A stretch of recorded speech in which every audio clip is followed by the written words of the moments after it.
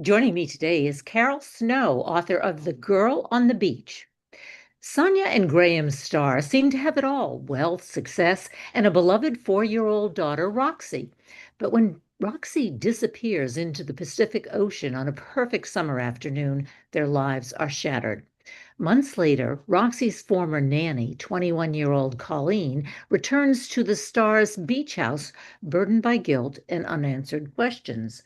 On her first night back, she glimpses a child who looks remarkably like Roxie. When she calls out, the child vanishes. Convinced Roxie did not run into the ocean on her own, Colleen sets out to uncover the truth, even if it means confronting her deepest fears.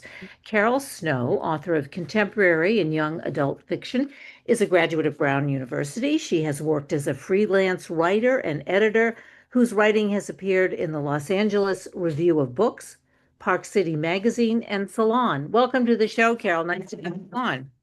Thanks, Kathryn. It's great to be here. All right, well, we don't want to give away the whole novel, right? Right. So we have to tread lightly. Um, so talk to us about, I think one of the things that had been mentioned is that The Girl on the Beach, the book, asks us who we trust when we can't trust ourselves. That's one of the key questions. So can Sure. we make a connection without giving away the whole story?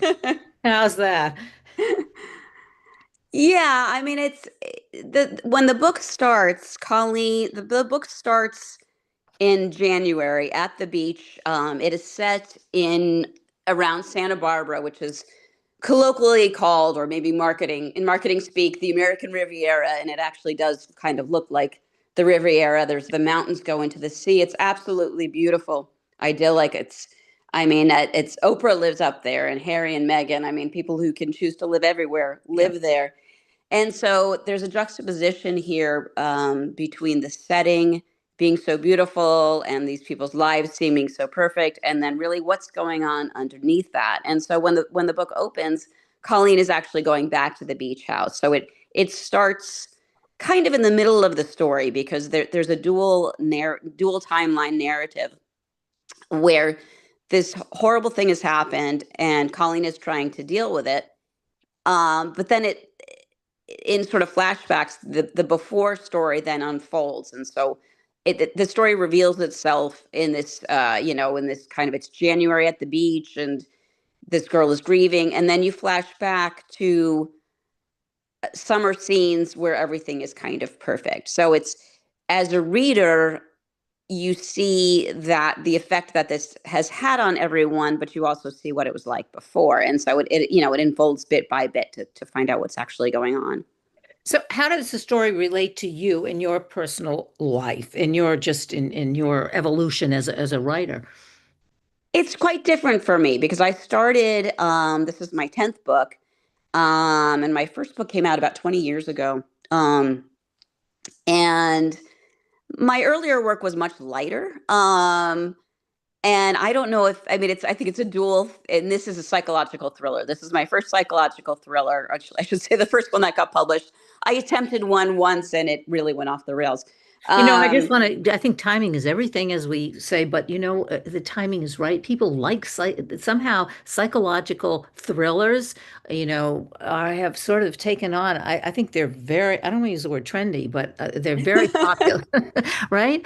Yeah. Yeah, well, I loved reading them. I really got, when I first started writing, it was just this kind of light, sort of romantic comedies, and they often had a hint of mystery. But then I really started loving psychological thrillers. But then it was like, how do you write them? Because they're they're a tricky beast because there's often a question in writing: are is it more plot driven or is it more character driven? And in psychological thrillers, the answer to that is yes. It has to be both. Like, because it's the interplay between what's going on within the characters and what's happening on the outside. Whereas like a traditional thriller tends to be more, there's like something external going on that's driving the action. Where the psychological thrillers, it's a lot of, people's own baggage. And I don't have a lot of interest in characters that are all good or all bad. And so I try to have empathy for my characters, even if they do bad things. So So there good was a lot people of that doing going on. bad things, good people do, or wealthy people, good people doing good things and bad things. And I like, how did you get into, how do you research that? I mean, you're talking about the nuances of writing these of characters, right? So, and it's complicated and complex, as you say. Sure, How do you sure. start? I mean, I How did you start? partly I think that the reason I'm like things of I'm writing sort of more complex characters is partly one of the relatively few benefits of getting older is that you Yeah, let's you talk do about that. That's another show. Yeah.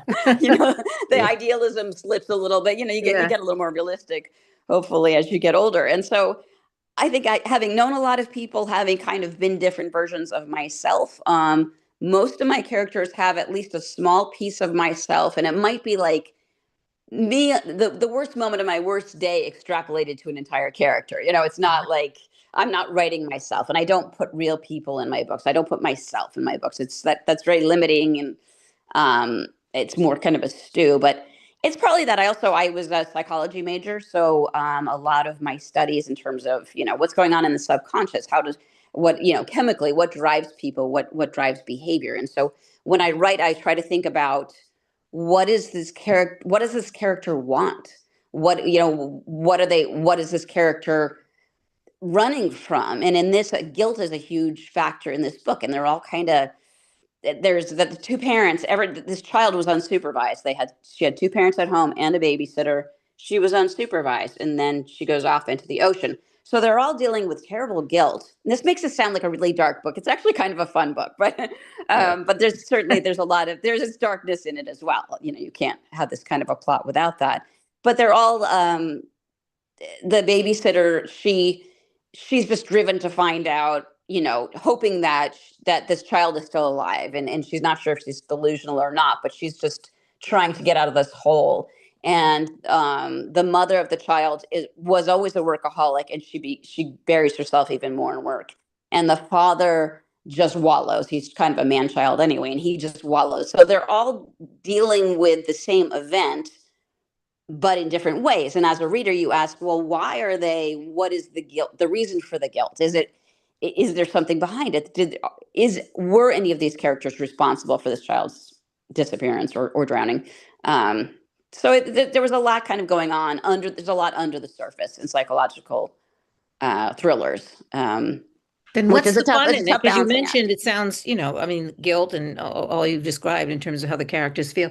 What's the fun part of the book? I know it sounds like You're the one who wow, this mentioned. book's a downer. I'm not reading this awful Yeah. thing.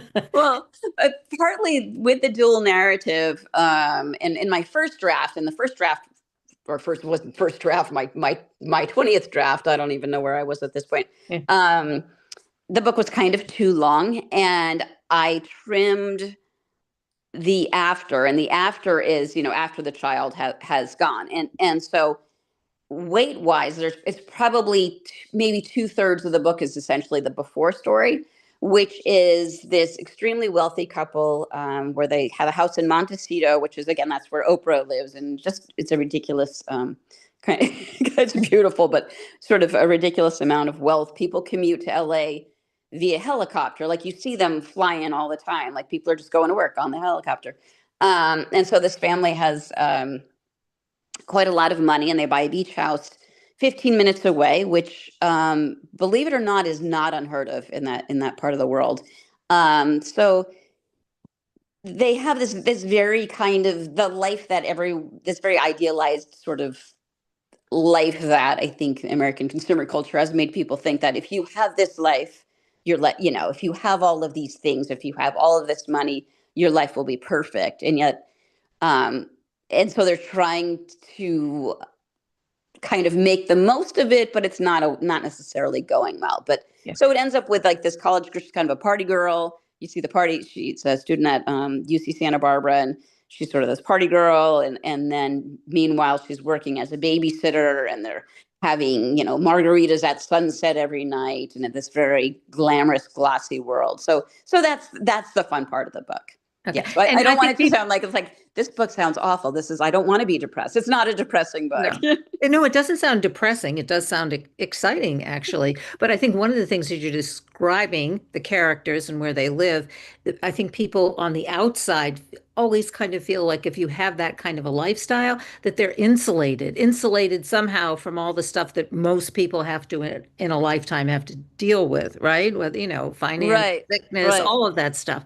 And the other thing I'm thinking is, oh, you went to Brown, so you were surrounded with many people in those kinds of positions, I'm assuming.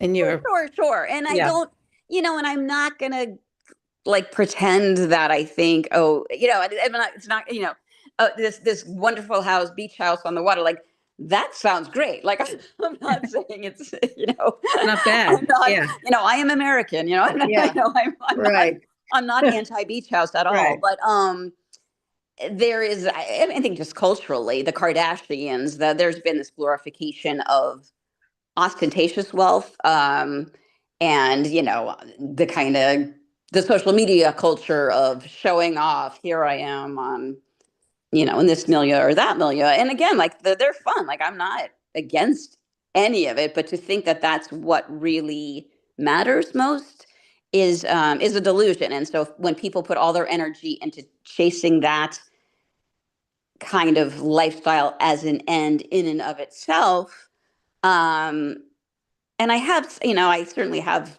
I'm very familiar with that kind of the people Yeah, who live that way, um and many, plenty of people. I know I've known lots of people who have a lot of money and have great values. Like it's not like, oh, rich people are all like X, but there can be this thing of it's never enough, and that's the hedonic treadmill, they call it, where you yeah, just it's never enough. Like it becomes the new baseline. Wherever you are, that's the new baseline. yeah. And I don't. Unfortunately, I think that's fairly common Well, I think it's in our common. I think society. social media tells us that it's never enough. You may have, right? I mean, every Yeah. day. Yeah. So that's our whole context, I think, at least here in the United States. I mean, that's Oh yeah. everyday phenomenon. Yeah, you don't have enough. You've got to eat at the best restaurants, stay at the best hotels, do all, have your beach Yeah. house, et cetera. And if you don't, well, we feel sorry for you. But Yeah. uh, Yeah.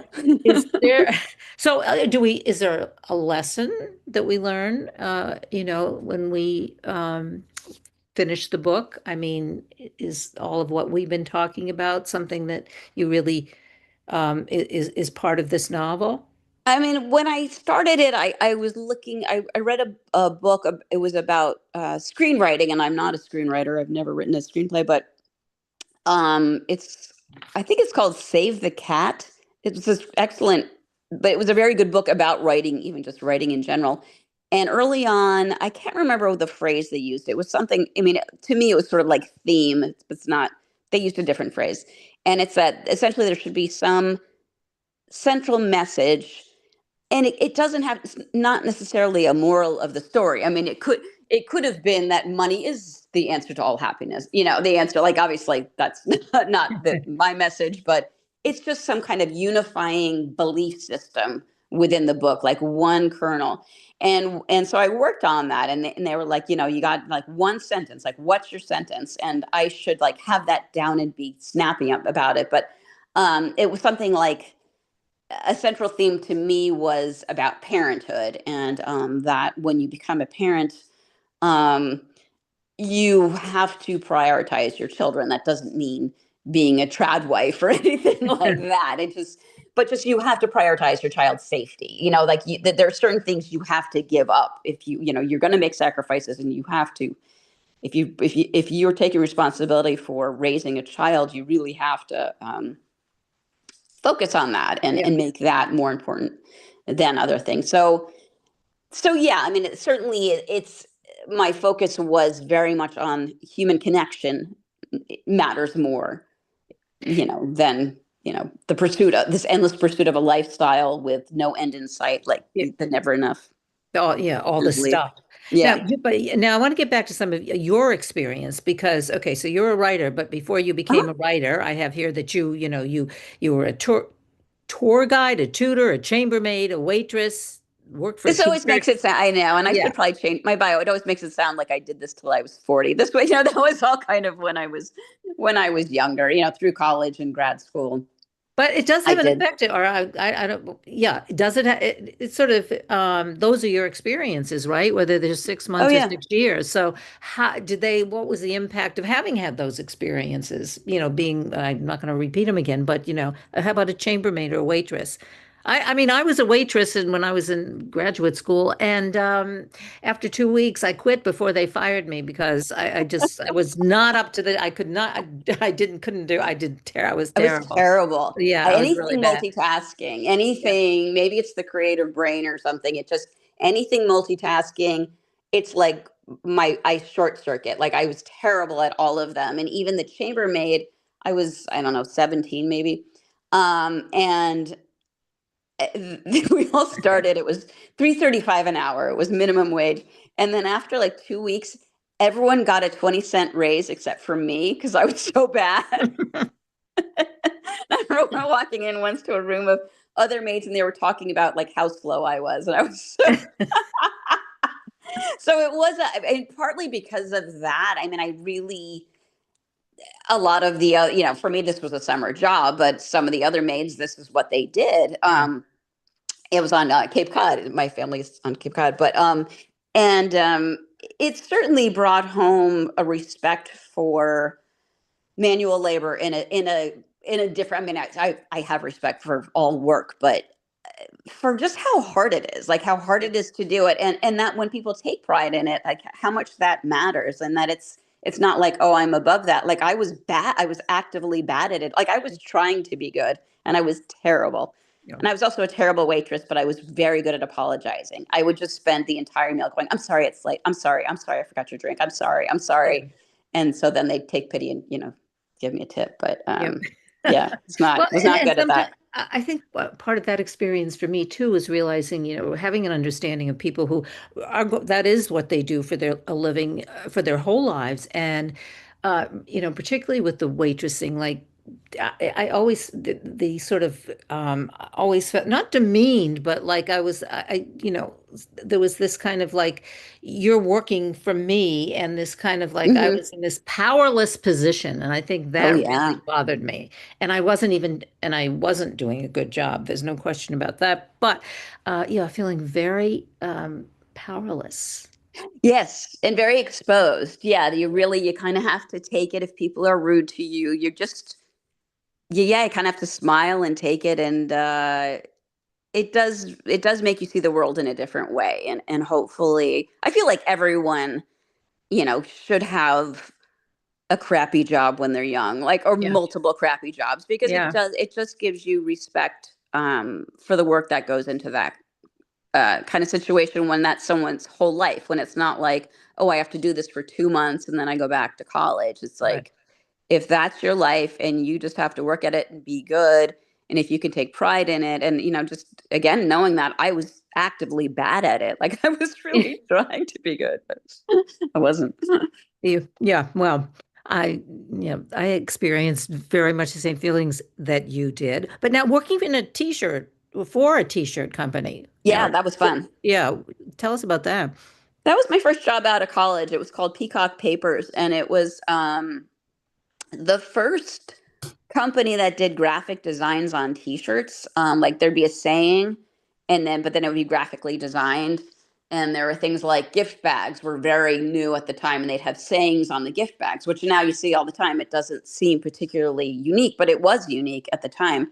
And there was like metallic confetti, which I used to order from China, and that stuff has so much static. I moved like 4 times after this job, and I was still finding metallic confetti on things. Like I could not get rid of this stuff.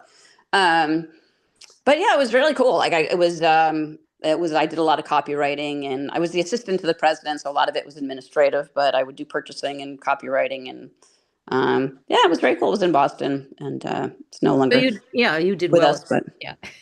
It sounds like, yeah, you were becoming more successful at what you were doing or choosing better jobs, whatever. I could Yeah, stop cleaning. right. I could stop cleaning hotel toilets. That was Yeah. everything was going to be a step up from there. Yeah. And then this is very different. Child Services Agency, Yeah, that was that. I got a master's in teaching high school English, and at the time I worked for the Massachusetts Society for the Prevention of Cruelty to Children, just as a secretary, and a receptionist to cover at lunchtime, and that was. I mean, yeah, that certainly shed a very dark light on humanity because I would walk through I'd like a mile through the projects in Boston, and then I would type up child abuse case reports for like 4 hours a day, and then or cover up the cover the front desk. And I knew like one of the social workers was she specialized in dealing with you know pedophiles basically. So people would they would be it would be court ordered that they'd have to come, and so if like people would come in to see her, and you'd always know like, okay, this guy as a child abuser, and they just looked completely normal. I mean, of course they did. That which was you almost expect a monster or something, but typing up the case reports was really horrifying because it would be all the details of the social worker visits. So yeah, that was I would just leave going, people are evil. yeah. That was pretty sobering.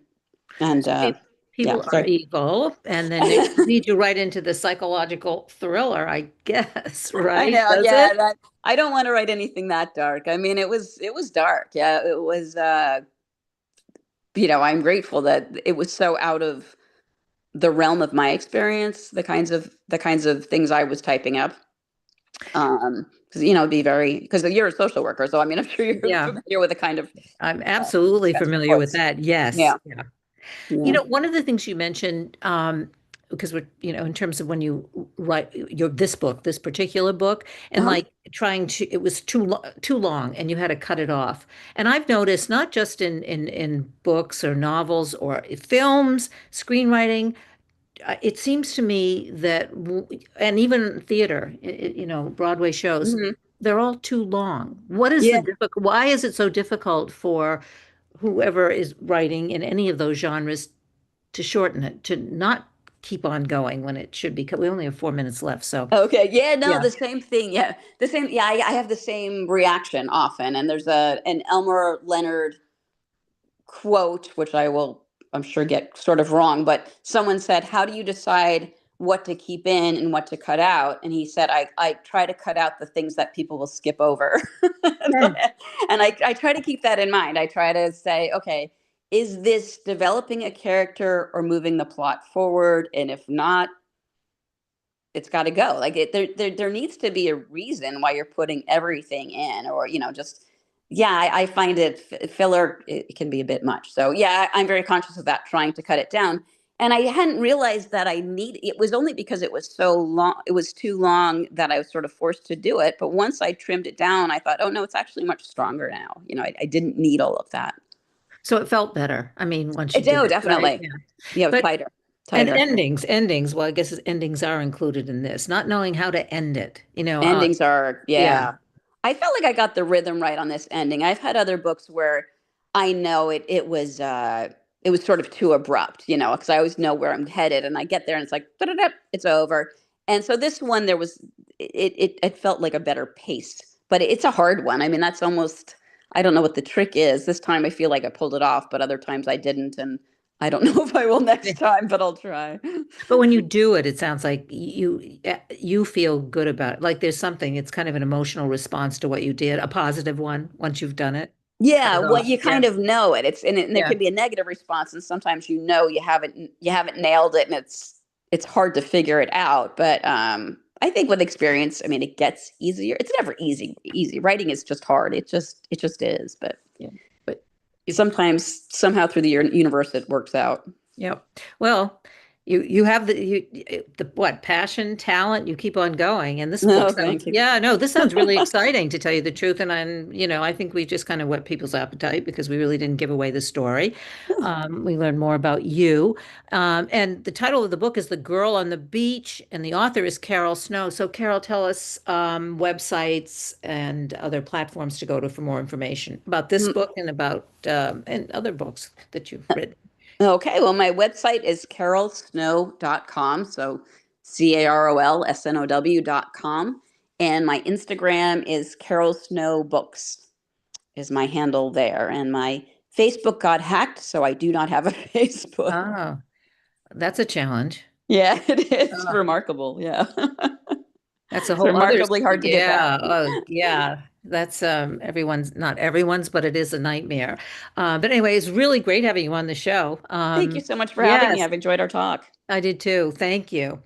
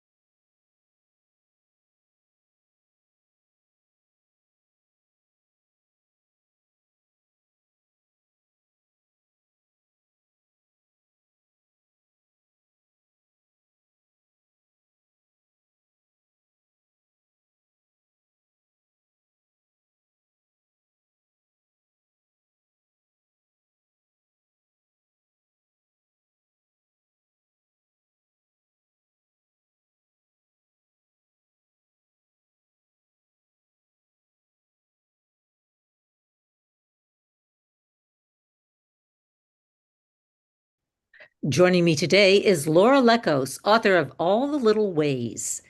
Victoria, 43, is a confident, career driven woman who never planned on kids until she falls for Ace, a man 20 years her senior. Liz, 32, has longed for motherhood but faces failed romances and anxiety. An unexpected pregnancy with her elusive boyfriend Chase turns her life upside down. The two meet in a parenting class, alienated from other expectant mothers, and form an unlikely bond. Leaning on each other through their pregnancies, relationships, and life choices, they experience the first deep female friendship of their lives. But as they grow stronger, together, a shocking event forces them to confront love, motherhood, and the resilience of their bond. Laura Lekos has contributed her screenwriting talents to many, many film and television projects, including Universal, Sony, MGM, Netflix, and Lionsgate. Welcome to the show. Nice to have you on today, Laura. Thank you so much, and thank you for having me. Okay, well, you have gone, I guess, from writer to screenwriter to novelist. Yes. So, yeah, can you explain to the audience the difference, what are the differences in those genres? I always loved books. I've always been a reader. And so I think it was always a long-held dream of mine to write a book someday, but I am a screenwriter. And during the writer's strike in 2023, I realized it wasn't going to be resolved very quickly. And so I thought, okay, here's a concentrated amount of time where I'm legally not allowed to write screenplays. I'm going to take a stab at writing a novel. And I really, really enjoyed it. I'm a voracious reader. I, of course, watch movies and television as well. But reading, I think, was my first love. So it was very satisfying to write a book. And to answer your question further, I think the main difference between the two genres is you're just constrained on the page with screenwriting. You have a short amount of time to get across the information, whereas in a book, you just have more space to delve into the details that are someone else's job in a movie, whether it's the costume designer, the director, the production designer. I can actually describe a scene with way more freedom in a book. So you have too many people or a lot of people telling you what to do, how to do it, putting constraints on your writing. Is that what you're saying? In a Well, screen? they're just constraints on the Yeah. page because a Yeah. screenplay is less than 120 pages. And so you have a couple of lines to describe the action, and then it's mainly dialogue. So you're not constrained by the people as much as the format of a screenplay. And I have a lot of words. So I found myself just enjoying the new arena to describe what a room looks like in a full paragraph rather than one sentence, and that one sentence is going to be the production's designer's job to interpret what that room looks like.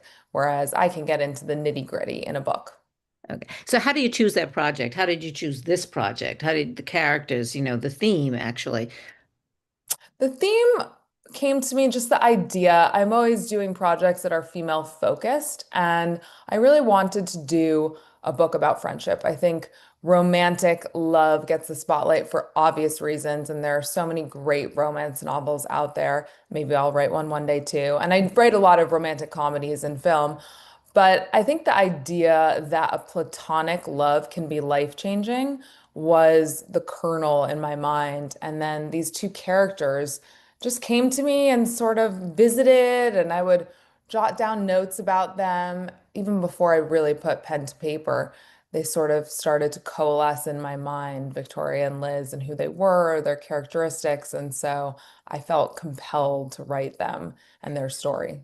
Well, how do they just came to you? I'm picturing you're lying in bed and these apparitions, these two women, but I Pretty doubt much. you.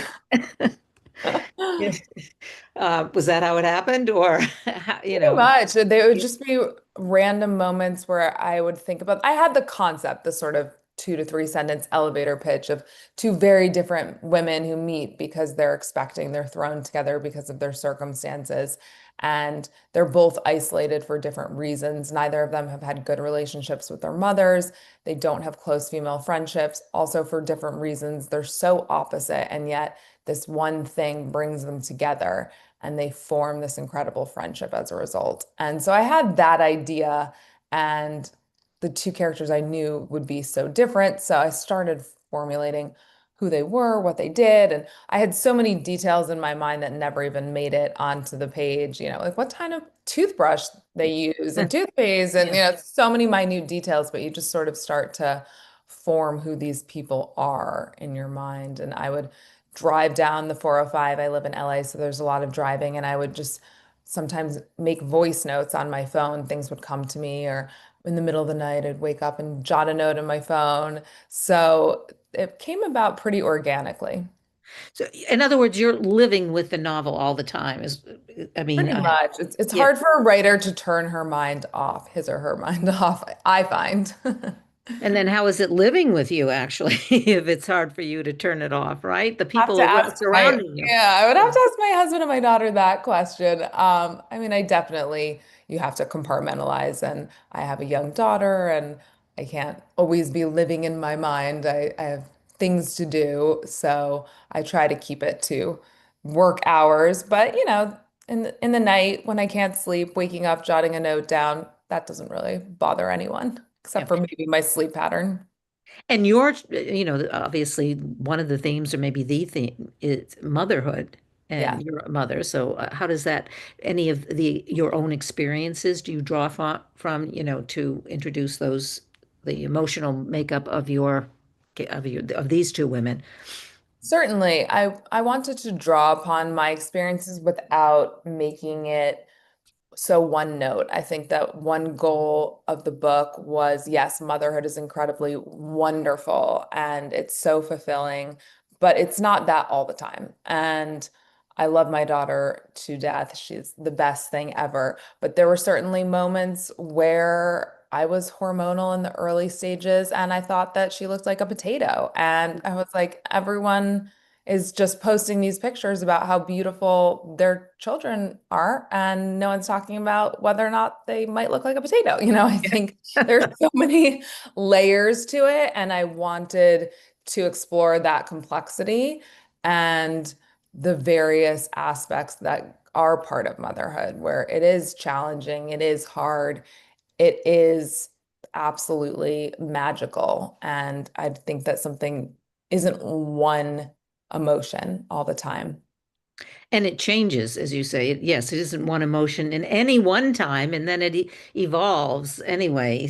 Even if your daughter looks like a potato, she can grow into a flower. I mean, in the next month. But I think that's really important. I think a lot of, just putting this in the context of today, and I think a lot of women motherhood, the expectation is that everything is going to be wonderful, and you're going to nurse your baby and also work, and you're going to, have it all and Yeah, feel good about it. And I really, you see less and less. I think the pressures that are put on women today are sometimes almost impossible. exactly. And I Yeah. did want to explore modern womanhood and motherhood under that lens. And also through the character of Victoria, I had always wanted to be a mother. And so this is one of the main differences. Both of the characters are quite different from me, but the main difference is that Victoria is quite ambivalent about motherhood. And I did want to put an authentic spotlight on that. And I've seen this idea that just because you're a woman and you have a uterus, of course you're going to Yeah. want a child. And I wanted to dispel that notion and to explore it in a beautiful way where it's saying you don't have to, and it is a choice. And you don't have to explain yourself because there is this societal mandate or expectation that a woman has children. So I was able to explore that through Victoria's story, which was satisfying. Yeah, I think that's really an important point, because the pressure, as you say, there is pressure to have child, and then even when you have the child, women are criticized for not staying home with your baby, or Oh, criticized if you yeah. go to work, and if you don't go to work. I mean, you kind of, it's a, and this has been going on for a long time. Um, you Sure. know, It's very difficult to be a woman, and even you have one child and then, oh, when are you having the next child? I get that question all the time. Are you sure you don't want another child? And you have to defend having one child. yeah. And I actually had a book event last night, and one of my friends arrived in tears because she's a working mother and she had been mom shamed by her son's friend's mom. And she received this litany of texts about how she hadn't been there for X, Y, and Z sporting events and she was missing out. And she was just beside herself that why would this woman make her feel badly and not understand the difficulties inherent of being a working mom and trying to do both? And what did your friend do? How did she respond You know, to this she other woman who's she criticized? she Yeah. wisely, it was all over text, and she wisely said, I'm going to take a beat to respond to you because I need to do it in person and I need to take a moment before I get back to you on this because it was so out of bounds. And my other friend and I were kind of coaching her on how to respond and if it even deserves a lengthy response or just let's go our separate ways because I don't know if there's a coming back from that. And there's no reason for her to defend her life and her choices and her actions of, oh yeah, I would love to be at every single sporting event, but I also have a demanding job. So you clearly don't understand my life. Yeah. And who are you to levy judgment upon it. Yeah, because I'm thinking, how do it warrants a response, but not a not being on the defensive, and that's kind of Exactly. yeah. Ignoring her, I don't know. I think I would have to respond to that, but as I said, I don't Oh, want to yeah. No, defend she's myself. going to Yeah, respond, but I think she didn't want to get into it over text, where I yeah, think tone can be misinterpreted. She wanted to have a discussion in person. So she did respond and say, I'm going to need a minute, and then we need to meet and have a conversation about this. have they had the meeting yet? Not yet. This all Yeah, just happened. It was yeah, minutes before my book signing, and I felt so badly for her, and I was sort of shocked at also the veracity of the text. I mean, it was just a barrage of text, and what is this woman going through? There's clearly something with her that is prompting this. What is she missing in her life that she is kind of attacking this other woman? So, yeah. Well, that's what it unfortunate. does sound. Yeah, it does sound like that. There's a lot of stuff happening with this other woman, and so she's taking it out on your friend Yeah. rather than dealing with her own issues. But I guess you must get a lot of I mean, having written the book, and when you go to these book signings, what's the response to many of the women? And are they all young women, or are they older women, No, grandmothers? Yeah, it's been a span. The book just came out yeah, yesterday. yeah. So All right, 24 hours. What happened? in 24 hours, I've Yeah. got some lovely responses. People are digging in, and I've gotten some really nice notes and feedback. So it's been a great ride so far. I am a debut novelist, so I've been receptive and open to advice about how exactly to handle the reviews. And another friend of mine, who is a dear friend and wonderful writer, had a debut novel come out last summer. And she said, whatever you do, lock yourself out of your Goodreads account. Don't look. There are people who Yeah. are just going to give you 1 star and you're going to want to cry in the shower, and don't look at it. So far, I've been avoiding it, but I do feel like it will be tempting.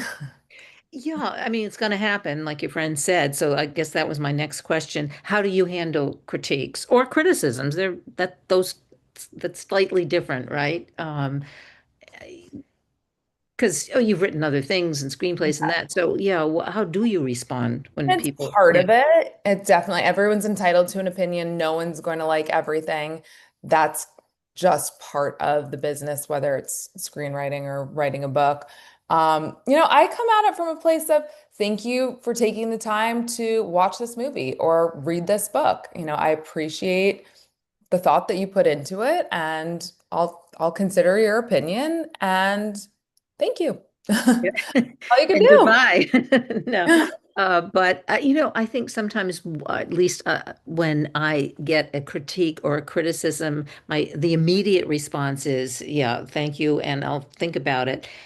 And I feel bad or I feel angry. But then when you think about, and when you do think about it, sometimes people really, those are the best kinds of analysis or whatever of whatever you've produced, your book, a show, or whatever it is. But you need to distance yourself from it emotionally, I think, before you can, Right. yeah, right? Yes, it can be edifying, and ultimately critiques are helpful. So you have to be open to it. But I think also in these industries, in creative industries, you probably feel the same way. You do have to develop a bit of a tough skin. So this 2026 has been the year of me developing an emotional callus, hopefully. Yeah.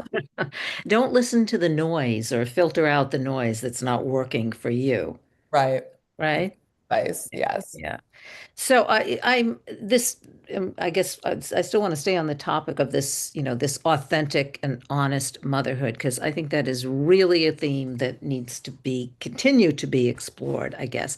I see women who, are working very high, maybe high-powered jobs, and they feel the pressure to nurse. I've noticed this a lot Mm. with friends who are colleagues, and then my friends who have daughters who are in that position. And I feel like, they feel like they're pumping and dumping, I guess is the expression, and exhausted and um, feeling the pressure that they have to do this and at the same time, in one case, produce a film, this a friend of mine.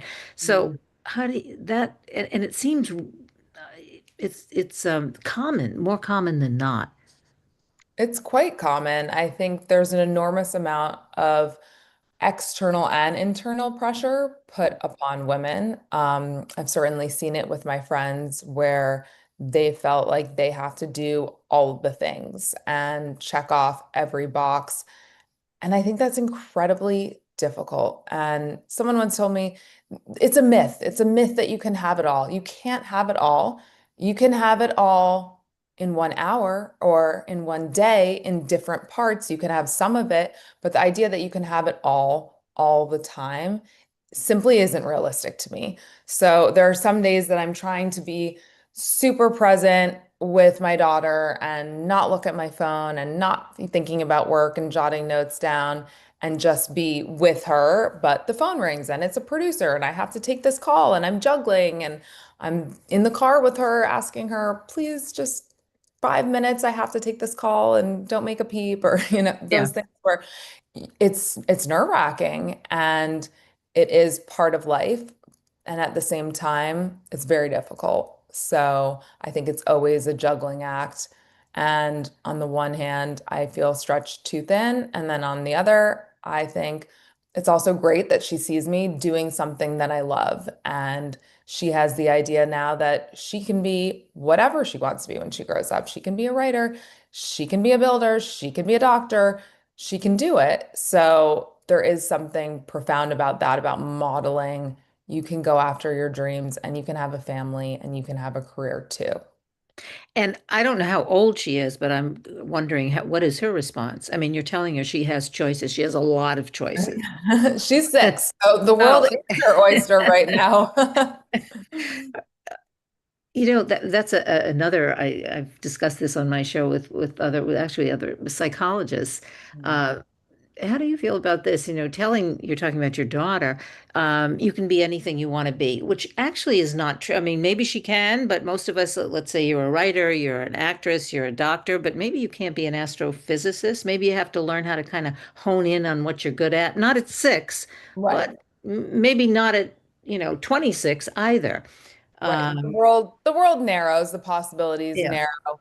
I think the idea at 6 is just the hard work that I'm trying to instill in her. You can do anything you want to be as long as you dedicate yourself to it. And So, learn how to read. yes, Make but sure. she is right now, which is Yeah. it's very cute. She ran into my office yesterday morning and it was the day that the book came out. So she drew a book and us and it says, I love you, mommy. And she says, read books, REED. And I just so cute. It's very precious.